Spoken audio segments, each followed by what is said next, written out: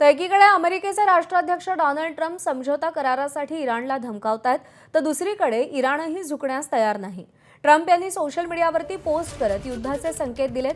वादळापूर्वीची शांतता असं Donald Trump यांनी ट्विट केलंय. या पोस्टमध्ये ट्रम्प एका वॉरशिपवर उभे असल्याचं दाखवण्यात आलंय आणि त्यांच्यासोबत नौसेनेचे मोठे अधिकारीही आहेत. दरम्यान इराणचे परराष्ट्र मंत्री अब्बास अराघची यांनी ट्रम्प यांना प्रत्युत्तर देत इराण सैन्य संघर्षासाठी तयार असल्याचं म्हटलंय. अमेरिकेला जशास तसं उत्तर देऊ असं अराघची यांनी म्हटलंय.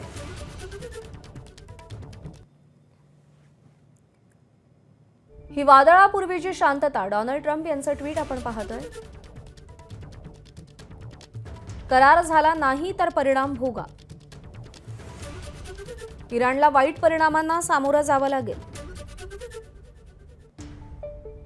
तर इराणचं म्हणणं असं आहे, इराणी सैन्य संघर्षासाठी तयार आहे. अमेरिकेला जशास तसं उत्तर देऊ. जग एका नव्या व्यवस्थेच्या उंबरठ्यावर आहे.